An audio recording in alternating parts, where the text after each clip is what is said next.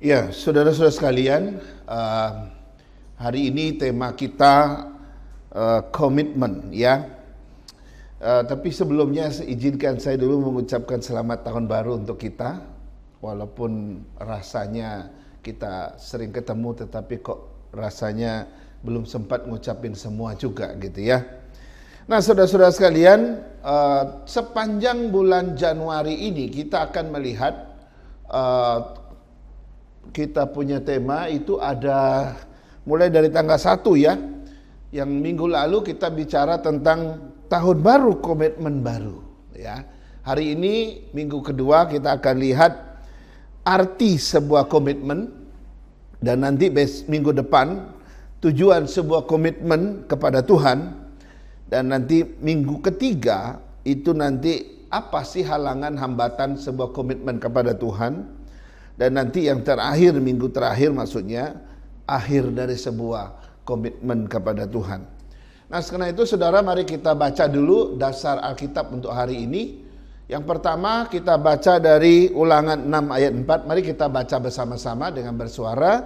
2, 3. Kasihilah Tuhan Allahmu dengan segenap hatimu, dan dengan segenap jiwamu, dan dengan segenap kekuatanmu. Jelas ya? Jelas ya. Yang kedua itu dari Yosua 24 ayat 15. 2, 3.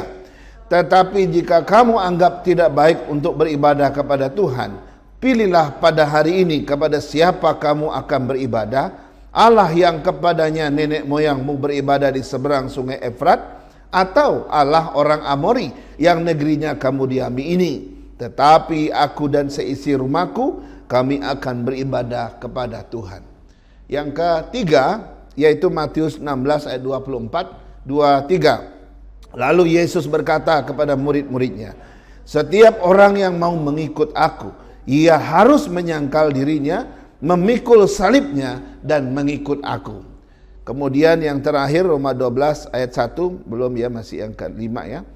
2, 3. Karena itu saudara-saudara, demi kemurahan Allah, aku menasihatkan kamu supaya kamu mempersembahkan tubuhmu sebagai persembahan yang hidup, yang kudus, dan yang berkenan kepada Allah. Itu adalah ibadahmu yang sejati. Satu lagi dari Ibrani 12 ayat 1 dan 2. 2, 3. Karena kita mempunyai banyak saksi bagaikan awan yang mengelilingi kita, marilah kita menanggalkan semua beban dan dosa yang begitu merintangi kita, dan berlomba dengan tekun dalam perlombaan yang diwajibkan bagi kita.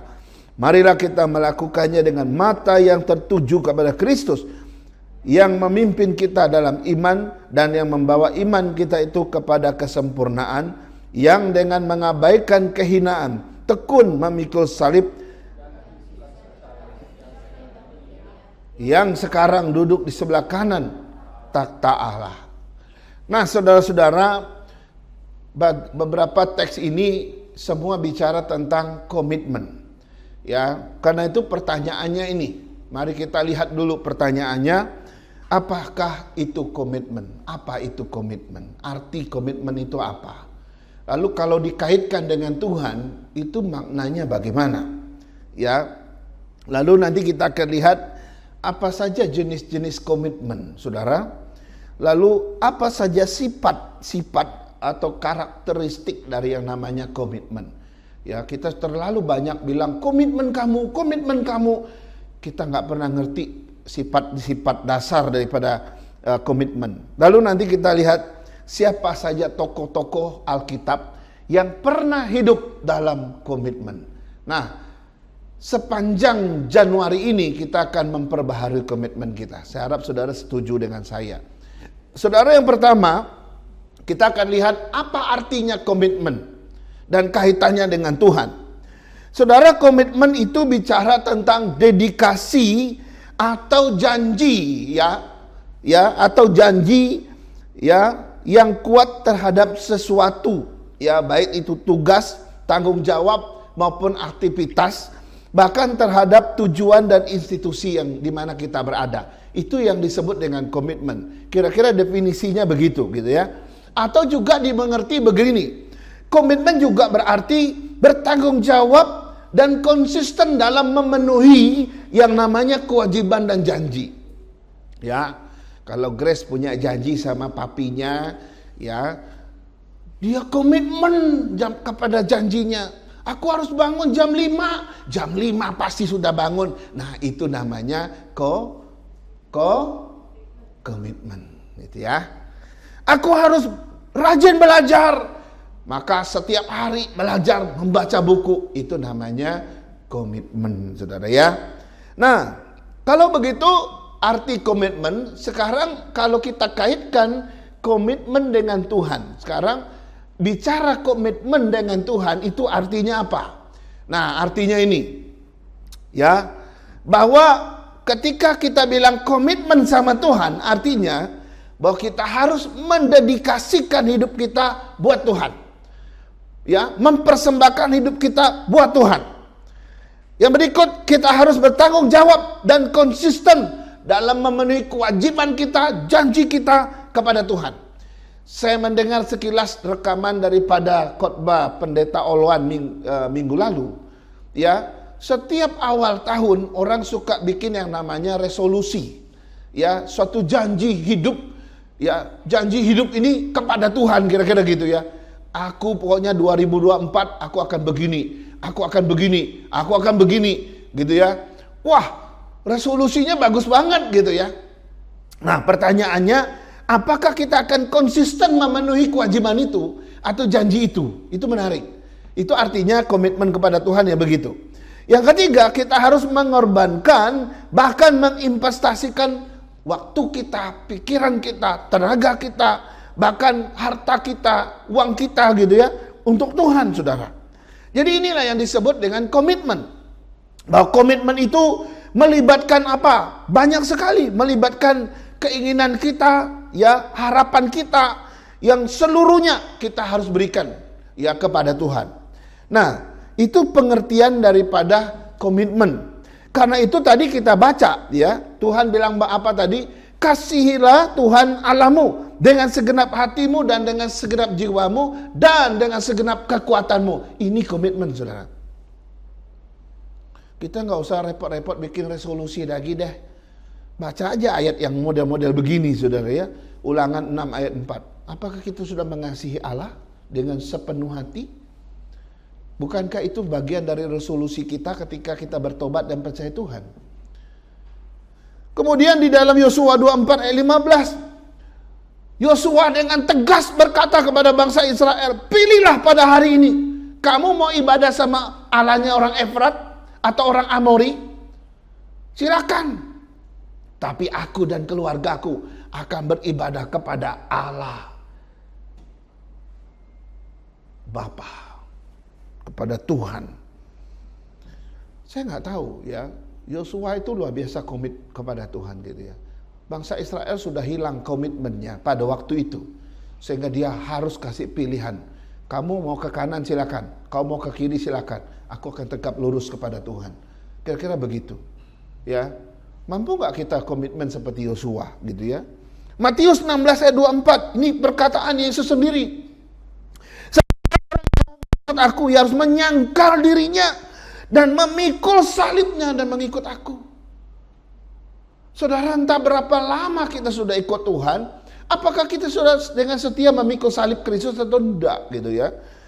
Atau kita cuma ngomong doang, kita nggak tahu. Nah, ini pengertian daripada komitmen. Sekarang kita lihat yang bagian kedua, jenis-jenis komitmen, Saudara ya. Ternyata di dalam secara umum dalam kehidupan manusia itu ada banyak jenis komitmen.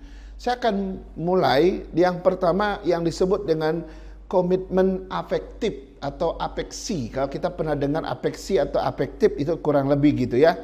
Ini komitmen afektif itu apa? Ini komitmen ya seseorang yang disebabkan oleh ikatan emosional. Ya tahu ya, ikatan emosional. Kamu bisa begitu komit kepada suami kamu, kenapa? Karena kamu ada ikatan emosional dengan suami kamu, betul tidak? Kamu begitu komit kepada istri kamu, kenapa? Karena kamu ada ikatan emosional dengan istri kamu. Kamu begitu komit dengan anak kamu, karena kamu ada ikatan emosional dengan anak kamu, betul ya? Om Elisa bilang, papi aku mau pulang besok. Aduh, saya rasanya sebenarnya capek. Aduh, namanya anak gitu ya. Ya udahlah, jemput aja lah. Kadang-kadang gitu. Kita rasanya capek. Kalau itu orang lain yang tidak ada ikatan emosional sama kita, saya udah 1000 kali bilang, aduh maaf saya nggak bisa. Ini yang manggil masalahnya anak gitu ya. Saya punya ikatan emosional dengan dia. Walaupun jauh, tengah malam, subuh sekalipun aku harus pergi. Nah ini yang disebut dengan komitmen afektif. Nah seharusnya kita dengan Tuhan begitu gak? Harusnya begitu dong. Puluhan tahun saya percaya Yesus, harusnya ikatan emosional saya dengan Tuhan mestinya makin dalam dong. Karena itu aku harus terus komit sama Tuhan. Karena gak ada alasan lain. Karena aku punya ikatan emosional sama dia. Apalagi kalau saat-saat kamu lagi pacaran gitu ya. Yang jemput dong. Wah ini lagi petir, badai, pergi aja gitu ya. Oh belum nikah gitu ya. Biar lagi badai, hujan gitu ya, tetap aja pergi. Oh komitnya luar biasa. Tapi nanti coba lihat, kalau sudah 20 tahun menikah, ya, yang jemput dong, tunggu ya, badainya lewat dulu. Pernah begitu kan? Punya pengalaman gitu? Ya sesuatu bisa berubah sih gitu ya. Tapi maksud saya, jenis komitmen ini perlu dipelihara. Kalau engkau punya ikatan emosional dengan Tuhan, ayo, kau harus komit sama dia. Menarik ya. Yang kedua, jenis komitmen yang kedua, ada yang disebut dengan komitmen normatif ya. Komitmen ini adalah satu komitmen yang muncul karena merasa berkewajiban. Ya, kita merasa berkewajiban dengan seseorang. Gitu ya. Kau merasa berkewajiban dengan keluargamu, maka kau komitmen sama keluargamu. Kau merasa berkewajiban dengan usahamu, pekerjaanmu, maka engkau mati-matian bekerja. Oke? Kau merasa berkewajiban dengan bosmu, maka engkau harus komitmen sama bosmu. Kan begitu kan? Nah, dengan Tuhan gimana? Kita juga harus merasa berkewajiban dengan Tuhan. Maka kita tetap harus komitmen sama dia. Amin, saudara? Sederhana sebenarnya, tetapi penting sekali gitu ya. Yang ketiga, ya, komitmen kalkulatif. Nah, atau kalkulasi gitu ya. Komitmen kalkulatif ini muncul berdasarkan sebuah perhitungan, sebuah penilaian atas biaya dan manfaat, gitu ya. Misalnya gini, saudara mau tetap komitmen kerja di perusahaan ini atau tidak, saudara sudah kalkulasi dulu. Saya kan sudah 20 tahun kerja di sini. Jabatan saya sudah tinggi loh. Gaji saya juga nggak main-main nih, tinggi nih. Tapi kerja sama bos ini bikin kesel. Rasanya nggak cocok sama perusahaan ini sebenarnya. Tapi kalau saya pergi ke perusahaan lain, takutnya saya nggak langsung di atas, mungkin saya ditaruh di level bawah. Kalau sudah di level bawah, gajinya jadi kecil, nggak sebanding dengan yang ini. Ya udah deh, nelan aja lah. Walaupun di sini rasanya menderita batin, tapi aku tetap mau komitmen aja, karena jabatannya tinggi dan gajinya tinggi. Nah itu disebut komitmen kalkulatif. Kamu bisa komitmen dengan sesuatu karena kamu hitung-hitung ruginya. Oh iya, ya udah komitmen aja.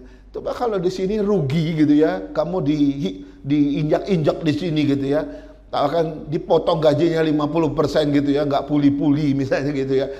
Ya ngapain lagi gitu komitmen situ gitu ya. Komitmennya ini nggak nyinggung loh ya. Ini kebetulan memang seperti itu gitu ya. Ya sudahlah, cari aja gitu ya. Nah dengan Tuhan gimana? Komitmen kalkulatif itu dengan Tuhan seperti apa? Saudara jangan salah perhitungan dengan Tuhan ya. Oh saya ikut Tuhan, sekali saya ikut Tuhan semua beres. Penyakit saya pasti sembuh. Masa depan saya cerah. Ya kan? Saya pasti jadi bos, saya jadi apa? Jadi kepala bukan ekor. Saya pasti jadi kaya. Itu bukan perhitungannya. Komitmen kalkulatif dengan Tuhan itu bicara tentang engkau sudah diselamatkan, engkau sudah diampuni dosanya, dan engkau sudah diberi janji kehidupan yang kekal. Dan Tuhan janji akan datang kembali bawa engkau, kalau engkau mati engkau akan dibawa masuk surga. Itu loh kalkulatifnya. Karena itu gak ada lagi, kamu gak bisa pindah hati lagi. Harusnya kita bilang gak ada lagi Tuhan kayak gini deh. Saya gak akan terima Tuhan yang lain. Tuhan ini Tuhan saya. Harusnya komitmen kita begitu. Komitmen kalkulatif itu membuat engkau harusnya makin dekat dengan Tuhan, makin komit sama Tuhan. Betul tidak? Yang keempat, saudara, komitmen moral.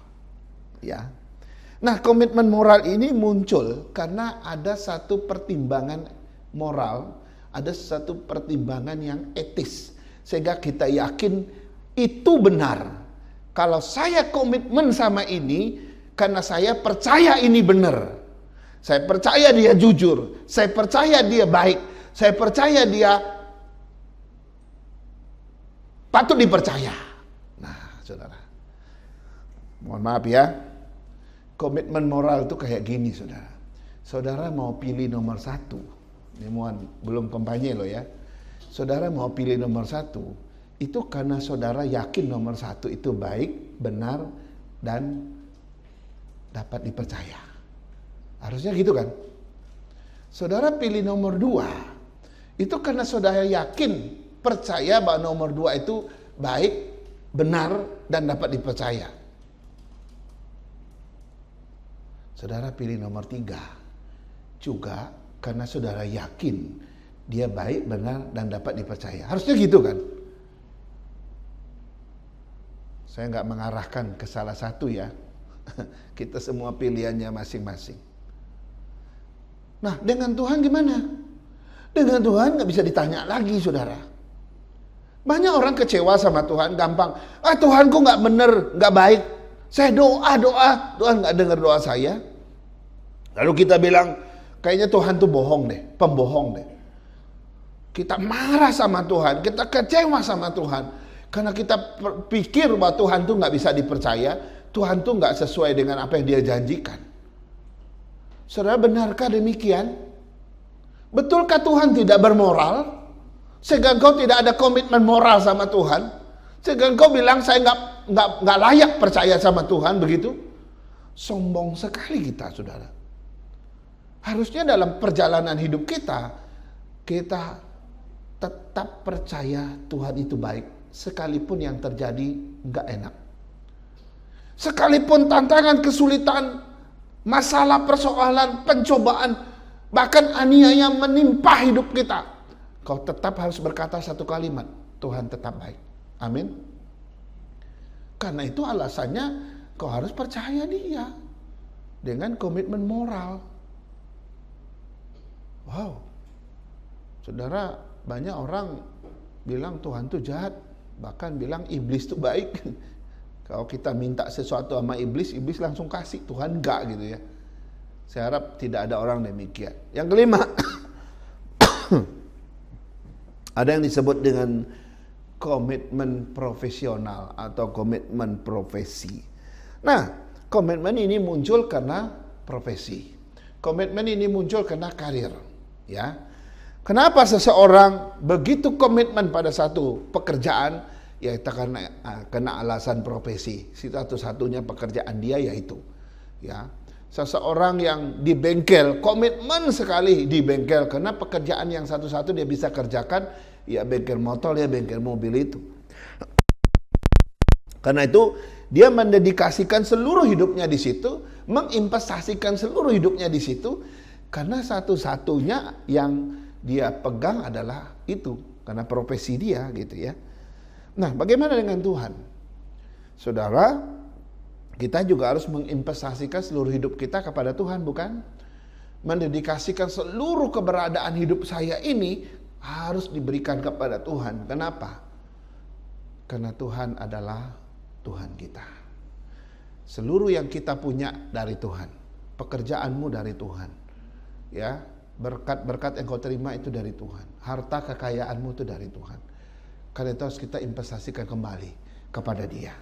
Nah, ini 5 jenis komitmen yang umumnya ada pada manusia gitu ya.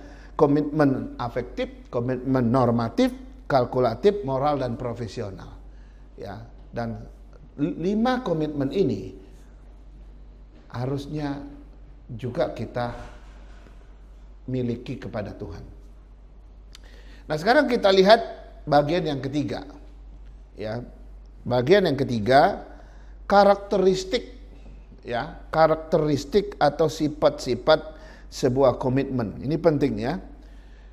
Apa sih sifat-sifat atau karakteristik sebuah komitmen ya? Sebuah komitmen itu ada sifat-sifat tertentu. Ya, kalau tidak ada sifat-sifat ini, maka komitmen bukanlah komitmen. Komitmen akan menjadi sebuah komitmen kalau itu adalah memiliki sifat-sifat ini, saudara. Ada 7. Yang pertama, kesetiaan dan ketaatan. Ya.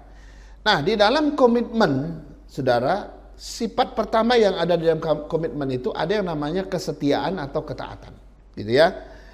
Kesetiaan kepada apa? Ya kepada pekerjaankah, kepada seseorangkah, kepada sebuah tujuankah, kepada visi misimu-kah, atau kepada apa saja. Yang namanya komitmen mengandung unsur atau sifat daripada kesetiaan, ketaatan. Nah, kalau engkau berkomitmen kepada Tuhan, maka sifat ini juga harus ada. Kalau ada orang ngomong, saya komitmen kok sama Tuhan, saya komit kok kepada Yesus, tapi orang lihat engkau nggak setia, engkau nggak taat sama Tuhan. Kalau engkau nggak setia, nggak taat sama Tuhan, saudara, berarti nggak ada komitmen. Sifatnya nggak kelihatan kok. Kan gitu ya. Jadi ketika saya bilang saya komit sama Tuhan, maka saya mesti setia, saya mesti taat.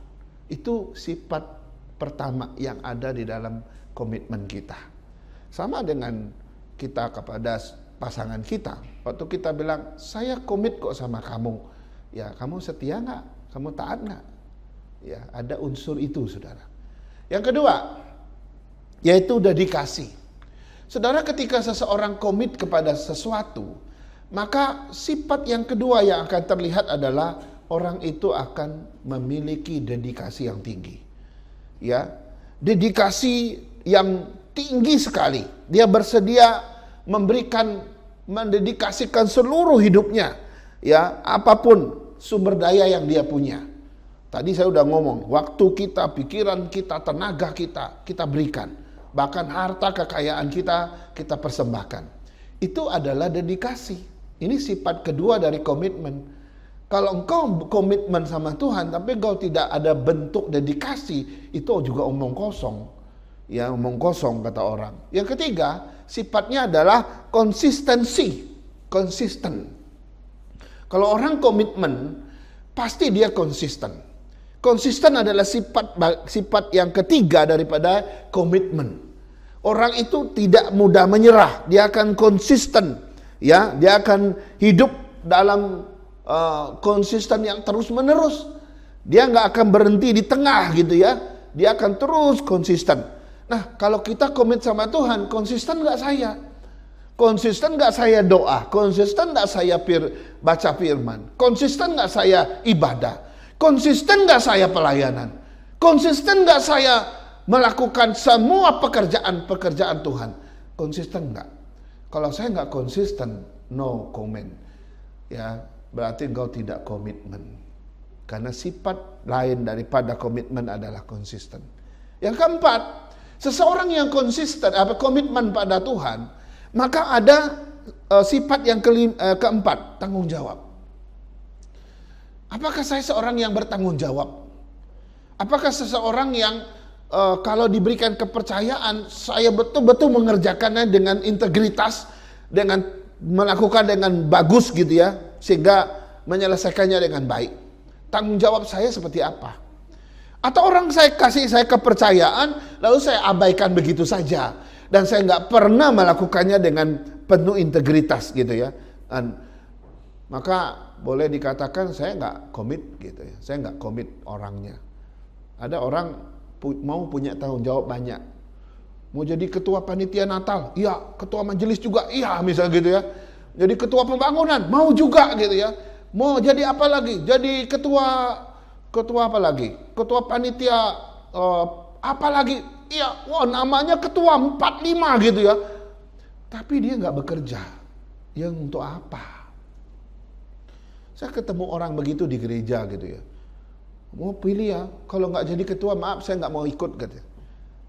Oh gitu, jadi mau apa? Kalau saya jadi ketua baru saya mau terlibat gitu. Wah hebat banget nih orang. Dia cuma mau jadi panitia kalau dia jadi ketua. Kalau nggak jadi ketua dia nggak mau. Wah ini aneh nih orang. Lalu orang kayak begitu dikasih ketua mau aja dia. Lima panitia yang berbeda pun mau jadi ketua semua.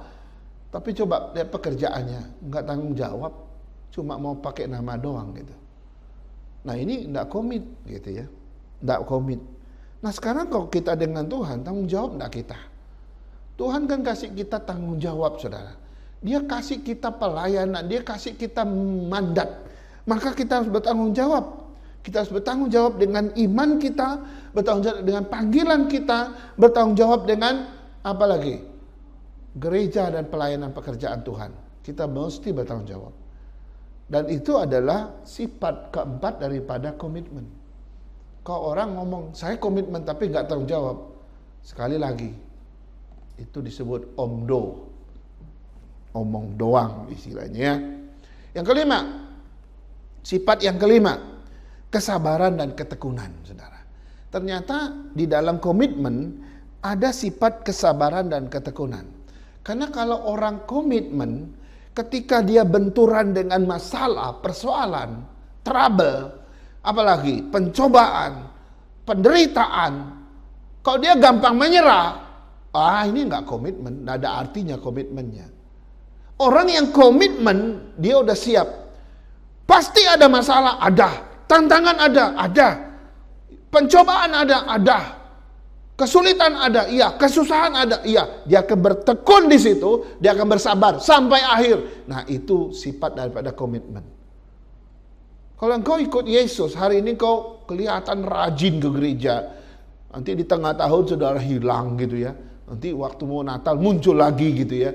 Itu bukan sifat daripada komitmen. Komitmen itu bicara setiap saat. Waktu kita nikah, kita janji nikah gitu ya. Akhirnya aku berjanji gitu ya, janjinya diucapkan. Tapi janji itu tidak akan pernah tercapai kalau tiap hari kau tidak komitmen dengan pasanganmu.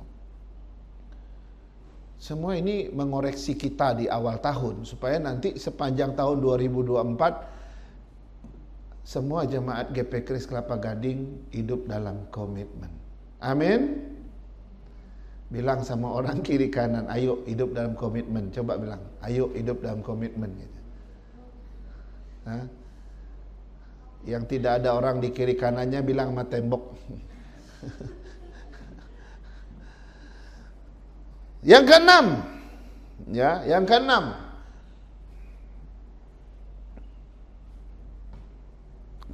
Pengorbanan.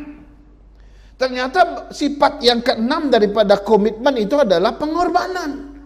Orang kalau komitmen saudara pasti rela berkorban. Bahkan siap mengorbankan apa saja demi tercapainya tujuan. Maka orang tuh komitnya luar biasa. Sebenarnya ada yang ketujuh, saya lupa nulisnya ya, nggak ada ya. Harusnya ada yang ketujuh.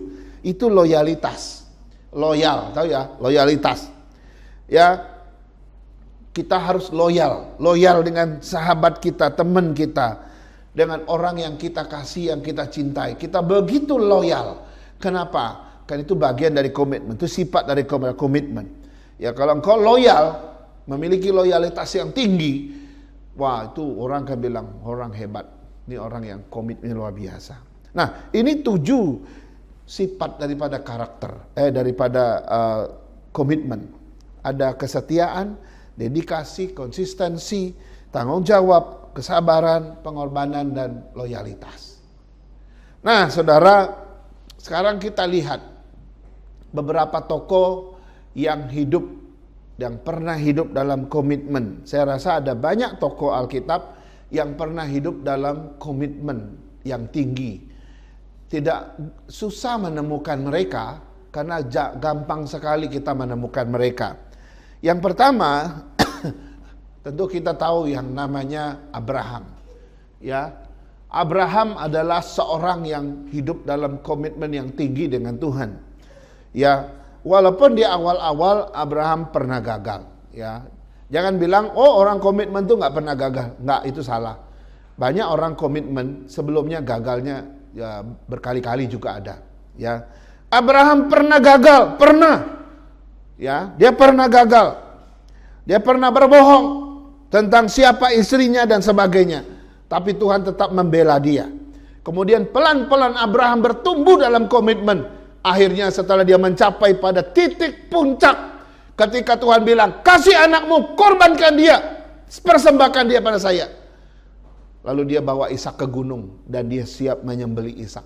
Dan komitmen dia akhirnya sampai pada puncak, dia lulus dengan ujian itu. Dan setelah itu Abraham seorang yang komit luar biasa pada Tuhan. Saya rasa setiap kita punya awal yang dari bawah ke atas. Oke, mungkin di awal-awal hidupmu komitmenmu sama Tuhan kadang jatuh bangun. Tapi Tuhan terus uji kita. Makin kita lulus, kita naik tingkat, lulus makin.